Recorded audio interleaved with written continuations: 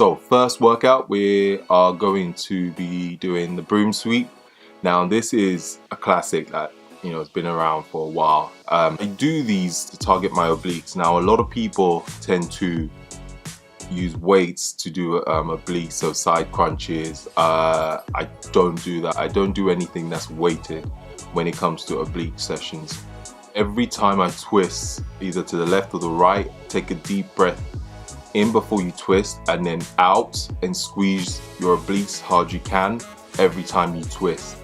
So making sure that you're not just going through the motions, you are actually contracting the muscle, especially your obliques, every time you twist to the left or to the right. I usually tend to do about 3 sets of these and stick to about, I would say, 12. So alternating each side. The hanging leg raises is a pretty difficult one for a lot of people, but if you can get this right, it's great for developing your core. So keeping your legs straight, taking a deep breath in before you go up, before you take your legs up, and deep breath out. Now I like to take my legs all the way up, almost towards the bar. I can really work my core a lot more by taking my legs all the way up. Try not to swing too much. That's another rule. Too many people swing a lot on this workout, so try and keep it nice and controlled. Contract your lats because that would help you stay up.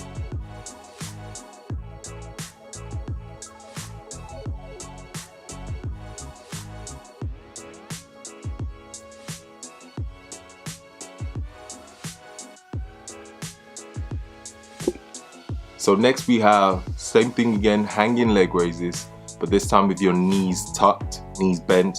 Now this is slightly easier, a slightly easier version.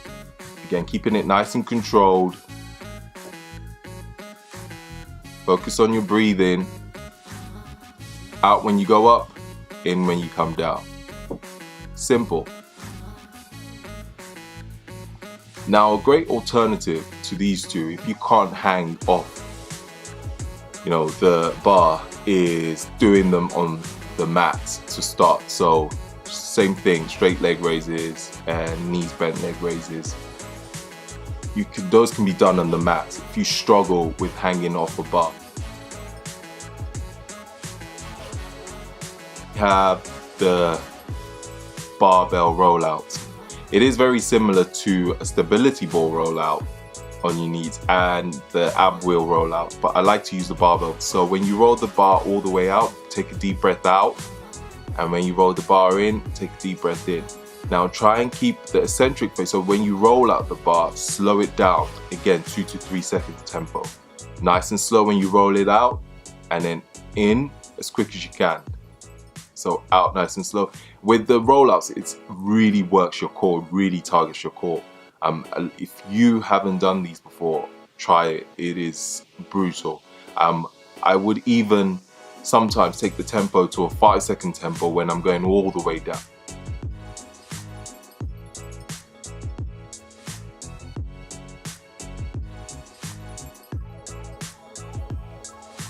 Okay, so next we have the rings pike. Now this one is again a difficult one, but it really is one of my favorites when it comes to working my core and my abs as well. It's a tricky movement to do. I'm using the rings, but you can use a stability ball as well to do these if you find it difficult to use the rings, or you can use a TRX rope. With this, again, tempo is key. So make sure when you go up, you breathe in, keep it nice and steady. When you go out, you breathe out, and then you come all the way out. So you want to try and make sure that your whole body is aligned in a straight line when you come back down. Again, nice and controlled, keeping the tempo again to about 2 to 3. I would also, with where I place my hands, I always try and make sure that I place them shoulder width apart. But these are amazing for your core, So if you haven't done these, try them. You can start with a stability ball, and then you can, progress up to using the rings.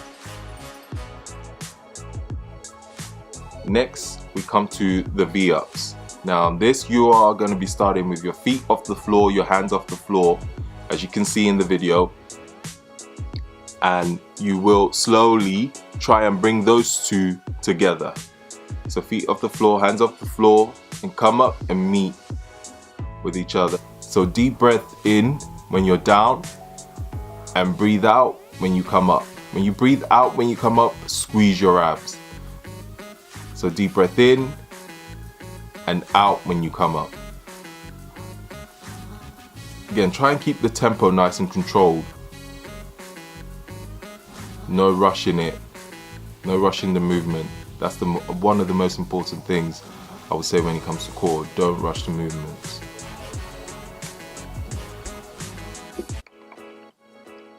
So the next one is a strange one.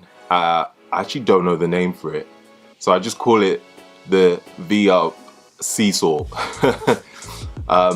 This one, again, you start with, if you notice how I started in the beginning, crunched up almost into a ball, and then you open up and out into the V-up position as you saw before. So feet off the floor, hands behind you off the floor as well, and you almost do you're almost going to be rocking back and forth without touching the floor, without your legs, feet touching the floor and your hands. So you're just in a rocking position. As you can see, my abs are continuously contracted throughout the movement. So you're almost trying to stay on your glutes and your lower back as you rock back and forth. Again, this one you have to be careful. It is quite difficult to get right. It's one that I'm actually still learning to really get right. But again, I dare you to do these and your abs will be sore, insanely sore. And these are great also for your lower back. So again, 12 to 15 reps. Try and keep it nice and controlled. Don't rush it. It's not a race.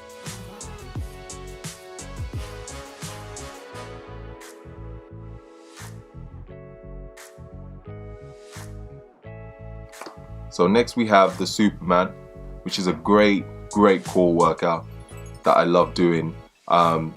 You always know how strong your core is getting is when you can do these easily and comfortably without shaking, or without shaking to one side or the other. Now you start with your hands shoulder width apart on the mats. I like to point my hands out slightly also on the floor, and then my feet again slightly wider than my hips. So you want to take up your right arm and your left leg at the same time. Now again, if this is one that I'm still trying to get 100% right, but it's far better. It's such a great test to how strong your core is getting. Again, so try and do these. I try and keep to about 12 reps, alternate each side, or you can stick to one side and you do 6 on one side and then change to do 6 on the other side. If you want to make this harder, someone told me to do this and I thought it was ridiculous, but close your eyes and do them. It makes it a lot more difficult, but actually makes you focus a lot more on the movement. What I've also done is put an easier version. So this one will be on your knees, same principle. And then when you can really get the hang of it on the easier version, you can progress up to the harder version, so the Superman.